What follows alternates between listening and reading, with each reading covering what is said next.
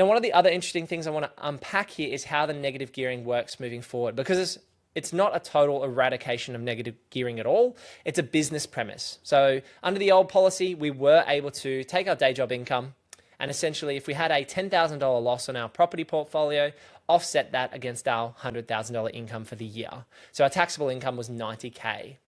Now, the crazy thing moving forward is the losses are going to be roundhoused. So the losses are going to be held in the structure that we buy.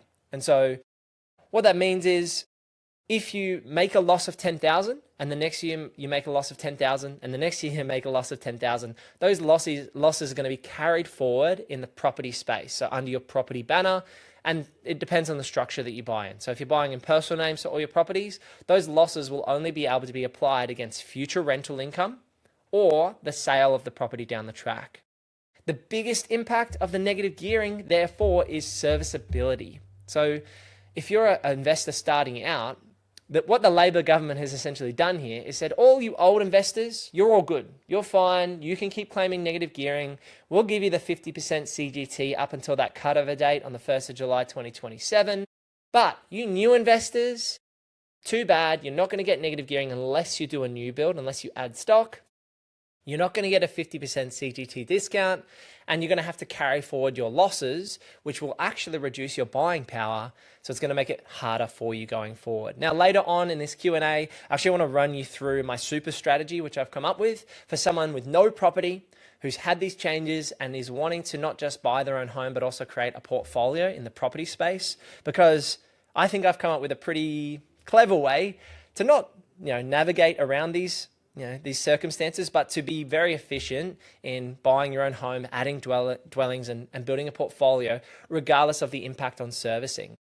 So imagine you were in that scenario and you had a negatively geared property of $10,000 a year coming out of your pocket.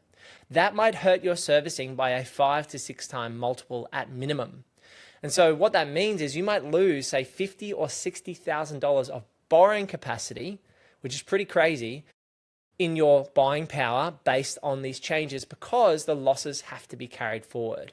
Now, in company and trust structures, losses were already carried forward. If you bought in a trust structure, we already knew this, that your losses were held in the trust, and in future income years or a sale of the property, you could carry them forward. So essentially, what the government has done with the negative gearing change is apply it similar to companies and trusts. It's the same in the company structure.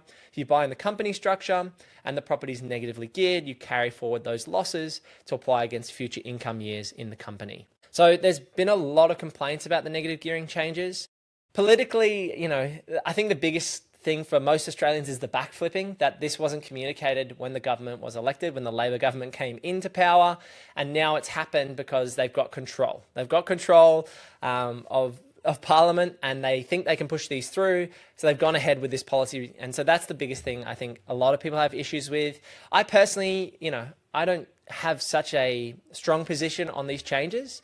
I just want to adapt and react. I don't have influence of the policy the government's going to set. Yes, I can make my vote at ballot time, but I can't influence their decisions. And so what I want to do, and the purpose of the live stream, is to unpack your questions around these changes and how, based on the changes they're going to make, that we can do the best we possibly can to actually move forward.